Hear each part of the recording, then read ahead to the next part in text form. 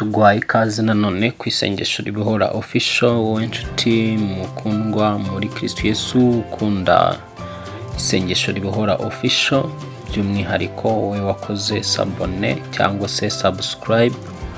Uwiteka guha umugisha kandi akugirire neza. Icyo usabwa n'ubundi wowe wakoze sabone cyangwa subscribe no gukora share ugasangiza izi nyigisho bagenzi bawe, inshuti zawe mu magrupe ya WhatsApp muherereyemo, mugakora like ndetse na share. Imana ibaha umugisha, mukande like nuzajya bumva wakunze inyigisho, wakunze isengesho ukanda like, kuko bituma YouTube duha recommendation, hanyuma ubutumwa bukagera kuri benshi. Imana amahoro ibaha umugisha. Rero ubwa mbere wowe hageze nawe nyuma yo kuza gusozanya natwe isengesho, ni ijambo rigendana n'amasengesho, ntuze kugenda nawe udakoze sabone cyangwa se subscribe ndetse no kukazogera aho ngaho ka notification, kugira ngo igihe cyose tushyizeho ijambo ry'Imana n'inyigisho bihita ubibona. Uwiteka guha umugisha. Tuje rero kuganira ijambo ry'Imana aho duherukira hano cyigisho twigishije uburyo dushobora gukoresha amaraso Yesu Kristo tukihuza n'abantu badutaye, cyangwa se amaraso Yesu Kristo uburyo twayakoresha akaduhuza n'abatwanga mu buryo bw'isengesho, kuko twabonye ko ijambo ry'Imana ritubwira ko Imana yaduhaye amaraso kandi amaraso ari mu bugingo. Amaraso Yesu Kristo rero twabonye yuko aravuga, iyo yakoresheje aravuga. Iyo uyatuye ku kintu cyose ukabuza uburyo bwo kuyakoresha mu buryo bw'isengesho, cya kintu amaraso Yesu Kristo aragikurura akakikugeza hafi. N'ubundi tugiye kugaragaza ukuntu aya maraso Yesu Kristo ashobora kuguhuza n'umugisha, yaguhuza n'akazi kawe, yakwicaza mu mwanya wawe Imana yaguteguriye, yakwinjiza muri destination yawe, yavanaho imbogamizi n'amaborokaje yose aguhagaze imbere. Buri borokaje zose na buri mbogamizi zose, amaraso Yesu Kristo yakoresheje abasha kuzikukuraho imbogamizi n'inzitizi zose mu buzima bwawe. Reka rero mbere yuko dukomeza dusenga Imana, hanyuma tuze tuganire. Data, mu izina rya Yesu Kristo duciye bugufi munsi y'ibirenge byawe, tugwaye amashimwe ko waduhaye amaraso Yesu Kristo akatubera igisubizo cy'ubuzima bwacu, akatubera igisubizo cy'imibereho yacu hano mu isi. Komeza uduhishurire ubushobozi n'ubuhangange n'imbaraga n'ubuzima bibiri biboneka amaraso Yesu Kristo, kandi ukomeze kutwigisha uburyo bwo kuyakoresha mu buzima bwa buri munsi. Mu izina rya Yesu Kristo umwana w'Imana nzima, Mwuka Wera ngo uduhishure icyo amaraso Yesu Kristo abasha gukora ku buzima bw'uyu muntu, icyo amaraso Yesu Kristo abasha gukora ku mibereho y'uyu muntu imuruhishe. Mu izina rya Yesu Kristo twahaye gukirizwamo, ngaho mpinduka akanwa kawe mu isengesho, ukize, ukora ibitangaza kandi ukora bikomeye. Mu izina rya Yesu nsengeye uje wese hano ku isengesho ribohora official ntasubire yuko yaje. Ufungura wese isengesho ribohora official agatangirana natwe, gasuzanya natwe, asozanye natwe hari ikintu cyakoretse ku bugingo bwe, mu buzima bwe no mu mibereho ye, kandi icyo kintu kibe cyuguhesha icyubahiro, kibe ikizana amashimwe mu buzima bwe. Urakoze kuri Imana mva gusenga, ni mu izina rya Yesu dusabye twiseye, amen. Imana amahoro igumugisha. Aho duheruka twasomye ijambo riri mu Befeso 2 igice cya 12 umurongo wa 13, hatwereka ukuntu amaraso ya Yesu Kristo yafashe abari abantu batumvikanaga habe namba abasha kubahuza. Icyo gihe tubona ko amaraso Yesu Kristo ashobora kuguhuza n'umuntu mutavuga rumwe, umuntu mutava mu bihugu bya kure, umuntu mutavuga ururimi rumwe, umuntu mutava mu muryango umwe, akaguhuza n'uwo muntu akakubera umuvandimwe kurusha wa muvandimwe mu maraso. Wa muvandimwe uzanywe n'amaraso Yesu Kristo, muhuriye ku maraso Yesu Kristo, akakubera umuvandimwe uruto muvukana mu maraso yo kwa so na nyoko. So tubona rero ko amaraso Yesu Kristo abasha gusenya ibihome n'ibikuta biba biri hagati yacu n'abandi bantu. Uranyumva neza? Nongere nsubiremo. Amaraso Yesu Kristo abasha gusenya ibikuta n'ibihome biba biri hagati yacu n'abandi bantu, akaduhuza, akatugira umuntu umwe. Rero ariko twabonye yuko igihe cyose aya maraso Yesu Kristo adakoreshejwe, iyo ntashobora kwikoresha, bisaba kugira ngo uyizera ayakoreshe. Uyizera mu buryo bwo gusenga ayakoreshe, mu buryo bwo kuvuga, mu buryo bwo kwatura, ari mu bihe byiza byo gusenga yakoreshe. Ijambo ryatangiye tuvuga ngo mwibuke ko icyo gihe mwari mudafite Kristo, mutandukanijwe n'ubwisiraheli, muri abashyitsi ku masezerano y'ibyasezeranijwe. Nuvuga ngo Yesu ataraza mu isi, Yesu atarapfa, twari abashyitsi ku byasezeranijwe, kandi twari dutandukanyijwe n'abisiraheli. Abisiraheli icyo gihe bagaragaraga nk'abatoni ku Mana, aribo bameze nk'aribo bwoko bw'Imana yonyine, abandi batari ubwoko ku Mana. Ariko Yesu amaze kuza, byatumye asenya cya gihome cyari kiri hagati y'abisiraheli, bumvaga ko aribo batoni bonyine ku Mana. Ahubwo icyo gihome gikuweho, amaraso Yesu Kristo araza atwunga twebwe n'Imana, aduhuza n'Imana, natwe tuba batoni ku Mana. Aka kanya rero nta mwisiraheli, nta munyamahanga, nta mwisiraheli, nta munyarwanda, bose ni bamwe muri Kristo Yesu. Nta muzungu, nta mwirabura, bose ni bamwe muri Kristo Yesu. Ijambo niyo mpamvu rivuga ngo ukora ibyo gukiranuka mu mahanga yose, uwo nguwo Imana iramwemera. Umwisiraheli utemera Imana ahinduka ikizira, cyangwa se utizera Yesu Kristo ahinduka ikizira imbere y'Imana. N'umunyamahanga utizera, udakijijwe, utarakira Yesu Kristo umwami n'umukiza n'umucunguzi w'ubugingo bwe, ahinduka ikizira ku Mana. So rero amaraso Yesu Kristo yaraje ahuza ababiri, abari abo kwangana, abarebanaga ayingwe, abo yaraje arabahuza. Nuvuga ngo rero amaraso Yesu Kristo afite imbaraga yo kuguhuza n'umuntu mutumvikana, yo kuguhuza n'umuntu mwangana. Amaraso Yesu Kristo yaguhuza n'umugore, yaguhuza n'umugabo, yaguhuza n'umufiansaye wawe mutari kuvuga rumwe, igihe cyose wayakoresha uri gusenga. So noneho rero amaraso Yesu Kristo abasha kuguhuza n'ubutunzi, abasha kuguhuza n'ubukire, abasha kuguhuza n'akazi. Hari office runaka, hari ranka runaka, uri umusirikare uri mu nteza amatwi, umaze igihe utazamurwa, abandi bazamurwa mu ntera, bagahabwa amaranka, wowe utazamurwa. Uramutse usenze ugakoresha amaraso Yesu Kristo yagukonekta n'iryo ranka wifuza. Amaraso Yesu Kristo, ubwo ndavuga rero umuntu amaraso Yesu Kristo ahuza n'umugisha, ni umuntu wamaze kwezwa mu mutima we, ni umuntu ukiranukira Imana, ugendera mu mahame yose y'ubwami bw'Imana. Uwo rero uwo muntu iyo atangiye gusenga agakoresha amaraso Yesu Kristo, nuvuga ngo ayo maraso Yesu Kristo ntabwo wayasaba wayakoresha ngo aguhuze n'ibintu atarabanza kukwezaho ibyaha n'ibicumuro, kuko amaraso Yesu Kristo niyo atwezaho ibyaha n'ibicumuro. Ariko atwezaho ibyaha n'ibicumuro igihe tuyakoresheje. Nongere mbisubiremo, waguha amazi akayashyira iwawe, igihe utayakoresheje ngo woge, wa mwanda uzakugumaho.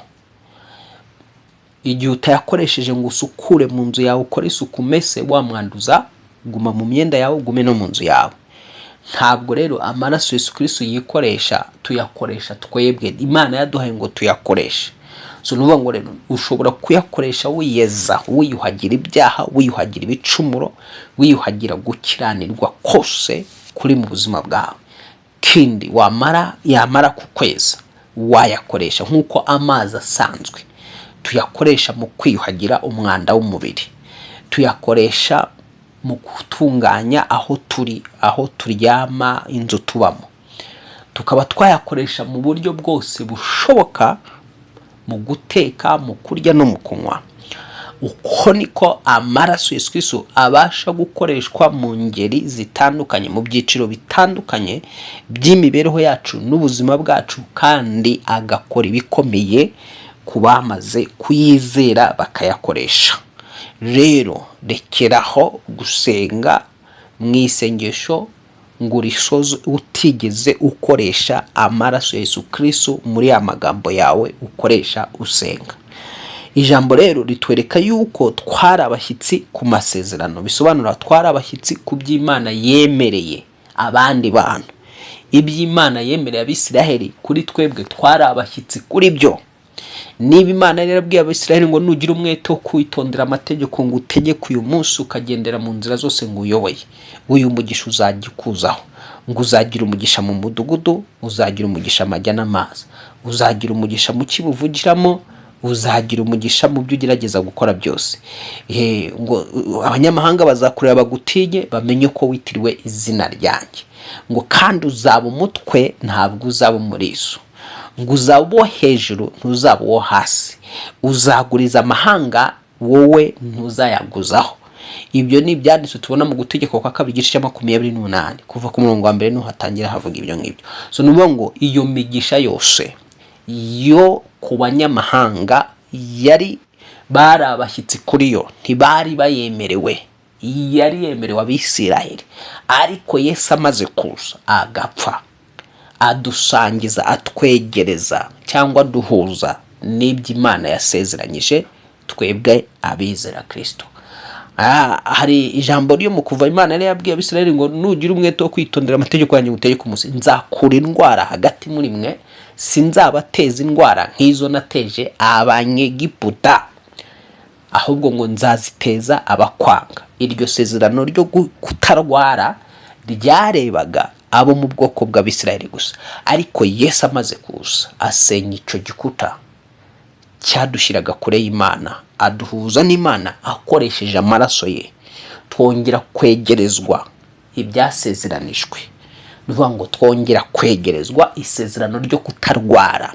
Wowe unteze amatwi ufite isezerano ryo kutarwara igihe cyose, niba uzi ko wizera Yesu Kristo umwami n'umukiza n'umucunguzi w'ubugingo bwawe, ukaba waramwakiriye mu mutima wawe ukamwegurira ubugingo bwawe bwose, isezerano ryo kutarwara ni uburenganzira bwawe. Yani ni haki yako kuishi hapa duniani bila magonjwa yoyote.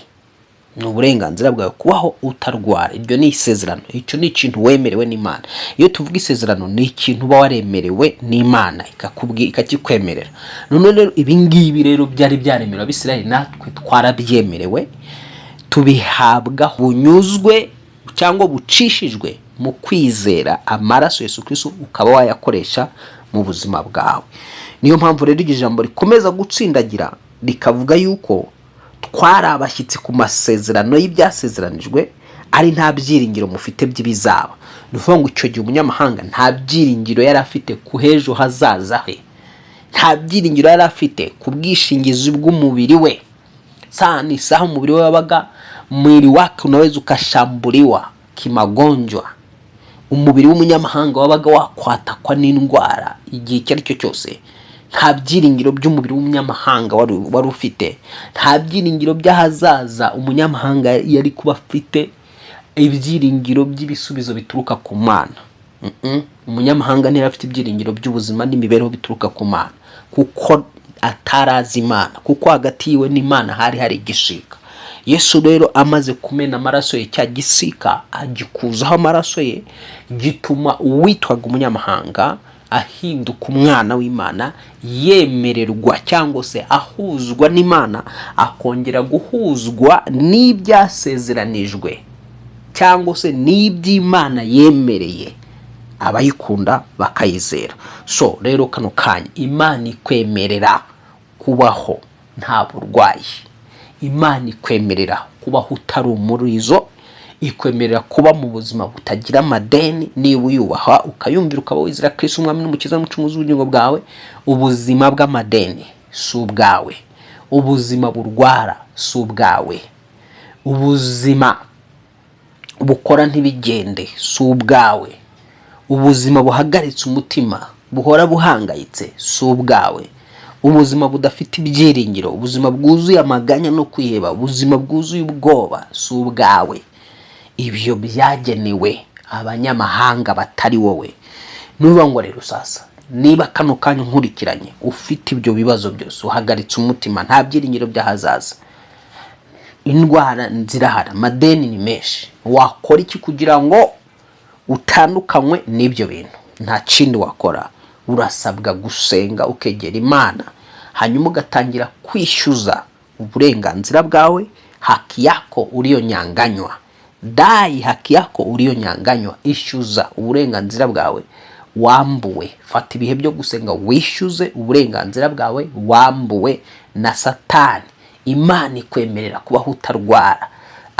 Fata ibihe byo gusenga wanjye uburwayi, fata ibihe byo gusenga wanjye ayo madeni, wanjye ibyo bintu byo gukora ntubone umusaruro w'icyo uri gukora, kuko Imana yaravuze ngo nzaha umugisha ibyo uzagerageza gukora byose. Nuvuga ngo rero Imana ikwemerera umusaruro mu byo ukora, ntabwo ikwemerera gutakaza igihe cyawe no gutakaza umwanya wawe ntubone umusaruro w'umwanya wawe. Rero ikikwimisha umusaruro mu byo ukora si Imana, menya ngo ni Satani. Ni nk'umuntu waba ufite umugabane 8, umubyeyi yaramuhaye 8, hakaza umuntu umurusha imbaraga akamuriganya wa 8. Niba uwo muntu utamujyanye mu nkiko ngo murege, byarangira wa 8 wa wundi awigaruriye. Niko Satani akora, iyo akwatatse abasha kukunyaga. Ijambo riravuga ngo umunyamaboko yarinze ibintu bye biba amahoro masa, ariko iyo haje umurusha imbaraga aramufata akamunyaga ibyo, ngo akamuboha, aramufata akamuboha akamunyaga ibyo yari afite byose akabigaba.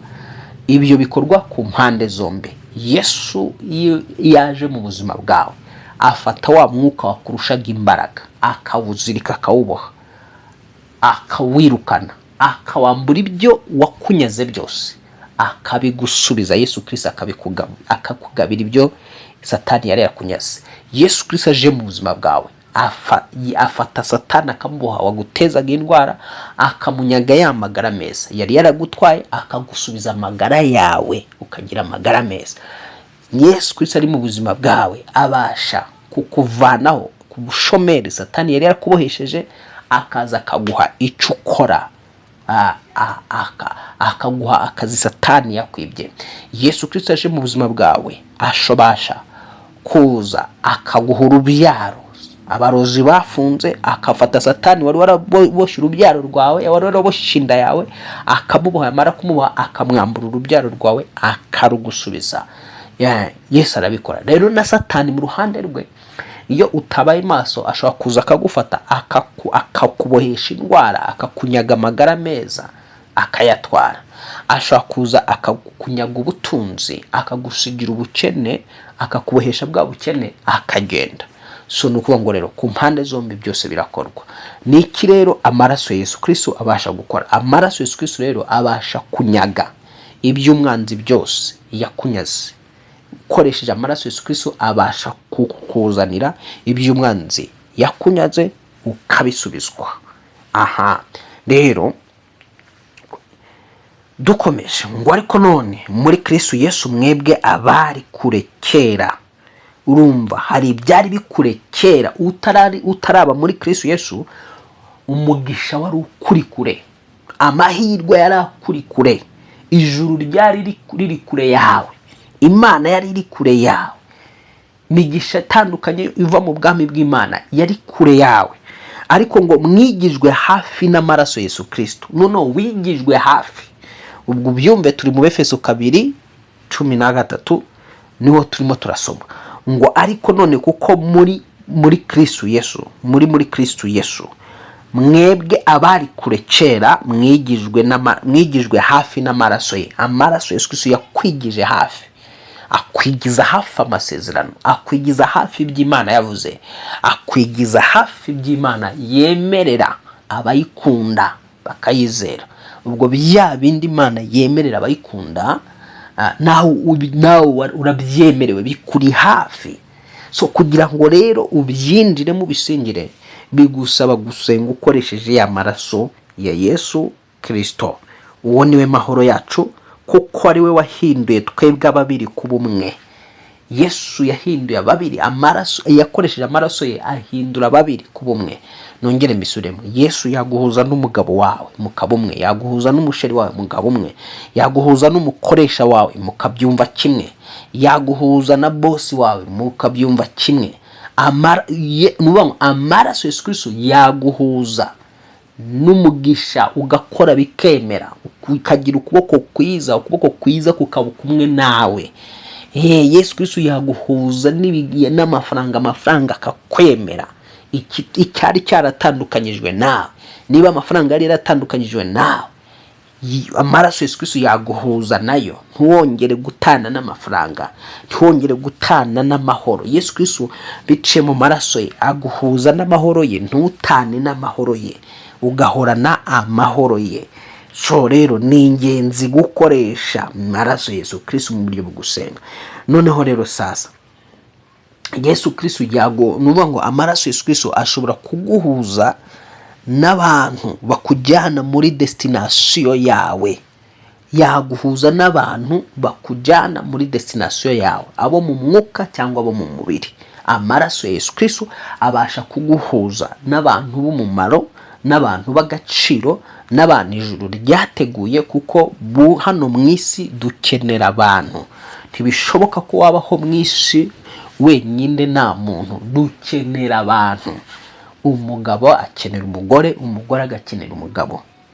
Ukiri umukobwa yashaka kubaka agakenera uwo bubakana, ukiri umuhungu yashaka kubaka urugo agakenera umukobwa bubakana. Amaraso Yesu Kristo rero yabasha kuguhuza n'ibyo. Uri hano mu isi hari igihe uba ukeneye umuntu wagufasha muri business, umuntu ukozi cyangwa umukoresha. Ushobora kuba ukeneye umukozi cyangwa umukoresha. Amaraso Yesu Kristo rero yakuzanira umukoresha muzima cyangwa akakuzanira umukozi muzima. Amaraso Yesu Kristo yakuzanira abakiriya bafatika muri business, igihe wamenye uburyo bwo kuyakoresha. Amaraso Yesu Kristo arimo buri kimwe cyose ukeneye mu buzima bwawe, kuko ijambo ritwereka ko ari mu bugingo.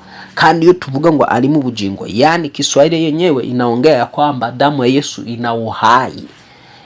Inawuhaye. Amaraso Yesu Kristo afite ari mu buzima.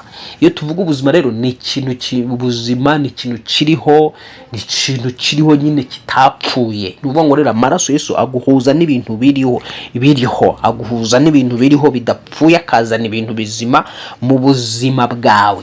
So amaraso Yesu Kristo rero yakuzanira inshuti nyanshuti. Wowe ushakisha inshuti, wifuza abantu b'umumaro, abantu b'ingenzi, amaraso Yesu Kristo ashobora kuguhuza n'inshuti nzima, agakuraho wari uri kure yawe utari kuzapfa unamenye, ukamumenya biciye muri aya maraso Yesu Kristo. Mbega ubuhangange, mbega ubushobozi n'ububasha buri mu maraso Yesu Kristo, mbega imigisha iherereye mu maraso Yesu Kristo. Imigisha iherereye mu maraso Yesu Kristo ni myinshi cyane, ntabwo twayirondora. Reka rero kano kanya dusome Abakolosayi, aricyo cyanditse cy'uno munsi, hanyuma duhite dufata umwanya wo gusenga. Abakolosayi, dusome Abakolosayi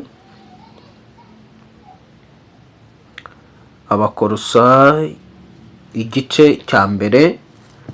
Abakolosayi igice cya mbere ni wo murongo w'uno munsi tugiye gusoma, hanyuma dufata umwanya wo gusenga.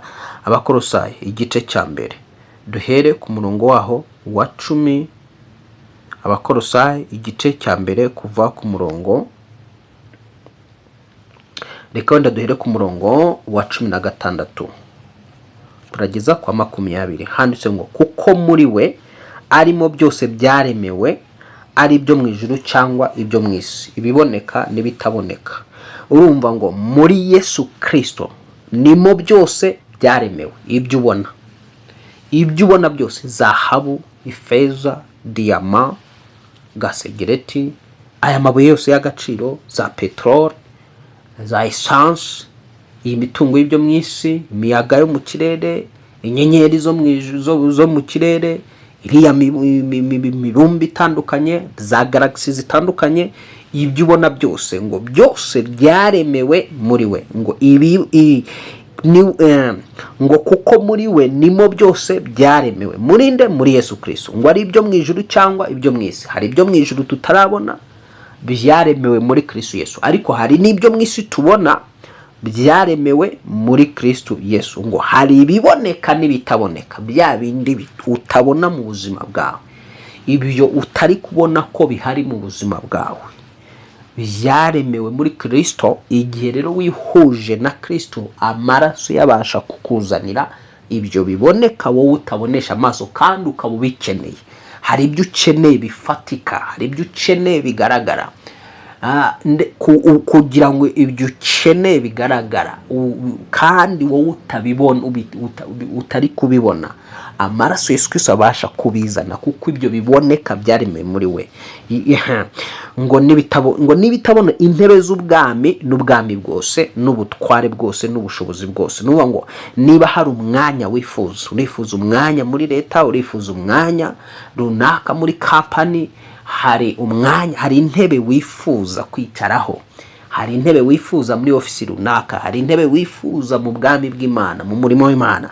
Ijambo riravuze ngo ari intebe z'ubwami. Rero intebe z'ubwami bwose n'ubutware bwose. Hari ubutware wifuza, urashaka kuba umutware, urashaka kuba umuyobozi. Rekeraho kujya mu bapfumu ujya kuraguza kugira ngo ubone ubuyobozi. Muri Kristo Yesu muri Yesu Kristo ni muri we haremewe intebe z'ubwami n'iz'ubuyobozi, cyangwa n'ubutware bwose n'ubushobozi bwose. Ngo niwe wabiremye byose kandi ni nawe byaremewe. Niwe wabiremye byose, ni nawe byaremewe. Uwo rero wamaze kwihuza nawe, ukikonekta nawe, abasha kuguha bumwe mu butware wifuza, abasha kuguha bumwe zimwe mu ntebe z'ubwami wifuza, abasha kuguha ubushobozi wifuza, kuko byose byaremewe muri we kandi biremerwa we. Noneho ngo rero yabanjirije byose kandi byose bibeshwaho nawe. Yabanjirije byose kandi byose bibeshwaho nawe. Uwo ninde? Ni Yesu Kristo. Dukomeje dusoma ngo niwe mutwe w'umubiri, niwe kandi niwe tangiriro n'imfura yo kuzuka mu bapfuye, kugira ngo abe uwa mbere uhebuje muri byose. Kuko Imana yashimye ko kuzura kwayo kose kuba muri we. Imana yashimye ko imigisha yose, kuzura k'ubumana bwose, kuzura kw'ibyo abantu bifuza byose, kuzura kw'ibyo abantu bakeneye, byuzurizwa muri we. N'umurongo wa 20 rero ari wo murongo twari tugendereye. Ngo kandi imaze kuzanisha amahoro amaraso ye yo ku musaraba we, imwiyungisha n'ibintu byose, ari ibyo mu isi cyangwa ibyo mu ijuru. Urabyumva iryo jambo? Ngo kandi imaze kuzanisha amahoro amaraso ye. Kumbe amahoro ya Yesu Kristo niyo azana amahoro. Ushaka amahoro mu bugingo bwe, ushaka amahoro mu mutima we, bisaba kugira ngo yizere aya maraso kandi ayakoreshe mu bugingo bwe, ahamagara amahoro ya Yesu Kristo. Noneho ngo imwiyungisha n'ibintu byose. Biciye mu maraso ya Yesu Kristo, ibintu byose byiyunze n'umwami. Noneho aya maraso rero, ibintu byose byiyunze n'umwami, ashobora nuvuga ngo amaraso Yesu ashobora kukunga cyangwa se kuguhuza, kugukonekta n'ikintu wifuza mu buzima bwawe, n'iterambere wifuza mu buzima bwawe, n'amahirwe wifuza mu buzima bwawe. Kuko ijambo riravuze ngo imwunga, kandi imaze kuzanisha amahoro amaraso yo ku musaraba we, imwiyungisha n'ibintu byose, ari ibyo mu isi cyangwa ibyo mu ijuru. Nuvuga ngo hari ibiri hano mu isi, hari n'ibiri mu ijuru. Byose byahujwe n'umwami Yesu, byiyunga n'umwami Yesu biciye mu maraso yiwe. Rero ibi bintu byahujwe n'umwami Yesu biciye mu maraso yiwe, ubwo urumva ibiri mu ijuru n'ibiri mu isi. Nuvuga ngo kandi nawe turi mu isi. Nuvuga ngo biroroshye cyane igihe wizerera muri aya maraso, ukaba wayasengeramo uyakoresha, ashobora kuguhuza nawe n'ibintu byose. Yaguhuza n'ibintu wifuza hano mu isi, yaguhuza n'ibyo wifuza biri mu ijuru. Ngo kandi imaze kuzanisha amahoro ye amaraso yo ku musaraba we, imwiyungisha n'ibintu byose, ari byo mu isi cyangwa mu ijuru. Namwe abari batandukanijwe n'Imana, mukaba mwari abanzi bayo mu mitima yanyu no kubw'imirimo yanyu mibi, none yiyungishije namwe urupfu rw'umubiri we, ngo abashira imbere yayo murabera n'abaziranenge mutagawa, niba muguma mu byo twizera, mwubatswe neza ku rufatiro mutanyeganyega kandi mutimurwa, ngo muvanwe mu byiringiro biheshwa n'ubutumwa bwiza mwumvise, bwabwirijwe mu byaremwe bose, mu baremwe bose bari munsi y'ijuru, aribwo jyewe Pawulo nahindukiye umubwiriza butumwa wabwo. Urabiyumva rero sasa uyu murongo dusorejeho, nuguma kwizera. Igihe wagumye mu kwizera, ukizera Yesu Kristo n'amaraso ye, wubatswe neza ku rufatiro, nta kintu kigomba kukunyeganyeza, kandi ntabwo ugomba kwemera ko dayimoni zikwimura ngo kandi mutimurwa ngo muvanwe mu byiringiro. Ntabwo ugomba kwemera ko Satani akwimura ngo agukure mu mwanya wawe, agukure mu mavuta yawe, agukure mu rugo rwawe, agukure mu kazi kawe, agukure mu masezerano y'Imana yakuvuzeho.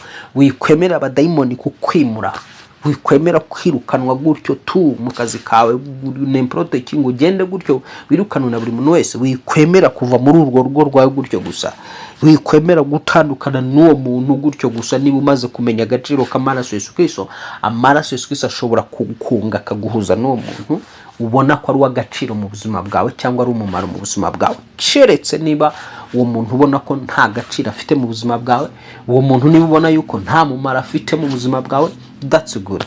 Ariko ufite umumaro mu buzima bwawe, amaraso Yesu Kristo ashobora kuguhuza nawe, keretse ubwawe nutamenya kuyakoresha. Imana amahoro iguhe umugisha. Rero tugiye gukora isengesho twifashishije amaraso Yesu Kristo, aduhuze n'ibyatunyuze n'ibyaduciye mu maboko, aduhuze n'imyanya yacu, aduhuze n'abantu b'agaciro, aduhuze n'ibintu byose, yongere kutwunga n'ibintu bitwanga mu izina rya Yesu Kristo iryo twahaye gukirizwamo. So tegura umutima wawe, hanyuma utegure n'ubwenge bwawe, kuko usenga agomba gufata umutima akawuhuza n'ubwonko bigahinduka ikintu kimwe. Ntiyemerere kugira ikindi atekereza mu mutima w'igihe ari gusenga. Isengesho rizamutse muri ubwo buryo niryo sengesho ribasha kugera ku Mana. Vuga uti: Mana muremye ijuru n'isi, nciye bugufi munsi y'ibirenge byawe, ndagushimira kubw'amaraso ya Yesu Kristo wampaye, akaba impongano y'ibyaha byanjye. Muri aya masaha ndagushimiye Uwiteka kubw'amaraso Yesu Kristo wampaye, ngo anyuhagire ibyaha, ngo amboneze. Aka kanya nsabye nanone kugira ngo aya maraso Yesu Kristo yururukira umutima wanjye, amaraso Yesu Kristo yururukira ubwenge bwanjye, amaraso Yesu Kristo yururukira imyumvire, imitekerereze n'amarangamutima. Amaraso Yesu Kristo anyuhagireho umwanda w'ibyaha n'ibicumuro byose, iby'isi inyanduza, ibyo Satani anyanduza, iby'abantu banyanduza. Amaraso Yesu Kristo ndayahamagaye kugira ngo ansukure, kugira ngo anyeze, kugira ngo antunganye. Amaraso Yesu Kristo ndayahamagaye ku bwenge bwanjye, kugira ngo amaraso Yesu Kristo atunganye ubwenge bwanjye bubonere. Amaraso Yesu Kristo atunganye umutima wanjye ubonere. Amaraso Yesu Kristo ndayahamagara kugira ngo ampuze n'ubwenge bw'Imana, ampuze no kwera kw'Imana. Amaraso Yesu Kristo ampuze n'imbaraga z'Imana, ampuze no kwizera kuboneye mu izina rya Yesu Kristo wapfuye akazuka. Mu mbaraga y'amaraso Yesu Kristo yuzuye ubuzima, yuzuye kubaho. Maraso avugaho ibyiza, vuga ibyiza kuruta iby'amaraso navutsemo mu buryo bw'umubiri avugaho. Ndasaba kugira ngo amaraso Yesu Kristo amire buri kimwe cyose, amaraso yo mu muryango icyo yamvugagaho, ahubwo amaraso Yesu Kristo wavuye mu ijuru akaza mu isi, akahambwa, agapfa, agahambwa, ku munsi wa gatatu akazuka, agasubira mu ijuru. Yesu Kristo, amaraso yawe wamennye hano mu isi yongere ampuze n'umugisha wawe, ampuze n'amasezerano yose yarandi kure. Isezerano ry'ubutunzi rimbe hafi mu mbaraga y'amaraso Yesu Kristo, mu izina rya Yesu Kristo no mu mbaraga y'amaraso Yesu Kristo. Amaraso Yesu Kristo anyinjize mu butunzi bwose butangwa n'Imana binyuze muri Kristo Yesu. Amaraso Yesu Kristo ampuze n'ubutunzi, ampuze n'amafaranga atanshaka. Amafaranga Yesu Kristo, mafaranga hura n'ibiganza byanjye mu mbaraga y'amaraso Yesu Kristo. Ntegetse amafaranga kugira ngo yumvire ijwi rivuga muri Kristo Yesu, kugira ngo amafaranga nyemere aze, akazi keza kanyemere biciye mu maraso Yesu Kristo. Bantu b'umugisha, abantu b'agaciro, bantu bamfata amaboko, abantu bashigikira, ndasenze kugira ngo amaraso Yesu Kristo agenda bafateho, abanyegereze hafi. Bantu baza bavuye mu bihugu bitandukanye, mu mahanga atandukanye, mu ntara zitandukanye z'igihugu ntuyemo, ndasenze kugira ngo Uwiteka amaraso yawe yakoreshe ampuze n'abo bantu b'agaciro mu mbaraga ya Yesu Kristo, mu mbaraga y'amaraso Yesu Kristo. Ndizera kano kanya kwa amaraso Yesu Kristo ndayarekurira mu buryo bw'umwuka ku muntu wese wantaye w'agaciro. Ndayarekurira ku muntu wese wantaye agaciro, amukoreho amugarure mu izina rya Yesu Kristo. Wowe unteze amatwi ufite umuntu wagutaye kandi wari w'agaciro mu buzima bwawe, uri umugabo cyangwa se uri umugore watawe, koresha amaraso Yesu Kristo, watura izina ry'uwo muntu, umuhamagaza amaraso Yesu Kristo, umurekurireho amaraso Yesu Kristo, amukoreho, amutacinga, amufateho, amukuzanire muhuzwe nawe biciye mu maraso Yesu Kristo. Ngaho senga watura ayo mazina y'uwo muntu, senga ukoresha amaraso Yesu Kristo, uyarekurira kuri uwo muntu kugira ngo amukuzanire mu izina rya Yesu Kristo. Rekurira amaraso Yesu Kristo ku ntebe wifuza, kuri garade wifuza. Urashaka gutera intambwe, urashaka kuzamuka, wikwemera kudindira, vanaho ibishika byose bikudindiriza ahantu hamwe ukoresheje amaraso Yesu Kristo. Ndarekurira amaraso Yesu Kristo, mpagararanye nayo kano kanya mu buryo bw'umwuka, ayo nizereramo ubushobozi n'ubutware n'intebe z'ubwami n'imyanya ikomeye mu mbaraga y'amaraso Yesu Kristo. Buri mwanya wose nateguriwe n'Imana muri iki gihugu, hanze yacyo, hirya no hino mu isi ngomba kwicaramo, ndasenze kuko ijambo ryavuze yuko intebe z'ubwami zose ziboneka n'izitaboneka zaremewe muri we Yesu Kristo. Ndasenze kugira ngo bitiye mu maraso yawe mpuzwe n'intebe yanjye ngomba kwicaramo hano mu isi, mpuzwe n'umwanya wanjye mu mbaraga y'amaraso Yesu Kristo. Umwanya wanjye nkurekureho amaraso Yesu Kristo kugira ngo amaraso Yesu Kristo awuterura, awunzanire ayandi maraso Yesu Kristo, anterure antereke muri uyu mwanya wanjye mu izina rya Yesu Kristo. Wari wicaye mu mwanya wanjye, wari wicaye mu ntebe yanjye katika jina la Yesu, kandi igihe cyageze cyo kuyivamo, ndatura ngo ayivemo mu mbaraga y'amaraso Yesu Kristo. Nyicaremo kuko nicyo gihe cyanjye mu izina rya Yesu Kristo, mu mbaraga y'amaraso Yesu Kristo. Ndekuriye amaraso Yesu Kristo ku bintu byose mwami, umugisha w'ubutunzi, umugisha w'amahirwe, umugisha w'igikundiro, umugisha wo kwemerwa, umugisha w'ingendo zitandukanye hano mu isi, umugisha mu bya business, umugisha mu bworozi, umugisha mu kazi, umugisha mu mpande zombi, mu mirimo yose y'amaboko no mu migambi yanjye.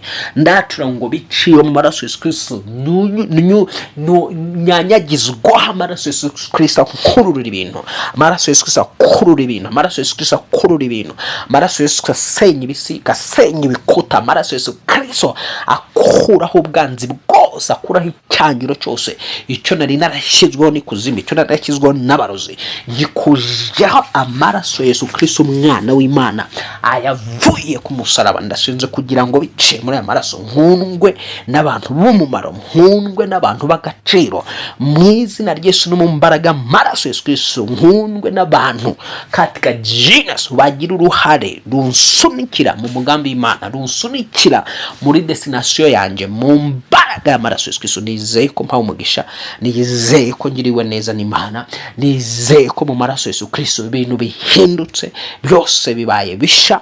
Nkoresheje amaraso Yesu Kristo nihanaguyeho imivumo y'abantu, bitongero y'abantu, imyaku y'abantu, imikoshi y'abantu mu mbaraga y'amaraso Yesu Kristo. Mpawe umugisha biciye mu maraso umwana w'intama w'Imana, ariyo maraso Yesu Kristo avuga ibyiza, yaminjagirwa kuri nge, akankuraho imivumo ya Satani, akankuraho imivumo y'umuryango, akankuraho umuvumo w'igihugu, akankuraho umuvumo wo mu isi n'umugabane mu mbaraga amaraso Yesu Kristo. Ndatura ko amaraso Yesu Kristo arambohoye, amaraso Yesu Kristo anyegereje ibyo nifuza. Atura ayo magambo uvuga uti ndatuye yuko amaraso Yesu Kristo anyegereje ibyo nashakaga, anyegereje ibyo nifuzaga mu mbaraga y'amaraso Yesu Kristo, mu bushobozi bw'amaraso Yesu Kristo ndazamuwe, ibintu birahindutse, imibereho ibaye misha. Ni mu izina rya Yesu Kristo wapfuye akazuka akaba ari muzima, nsenze nizeye. Amen, amen, amen, amen, amen. Mwami aguha umugisha kandi mwami kugire neza, we kuba utizera ahubwo ube wizeye rwose, urabona ubwiza bw'Imana.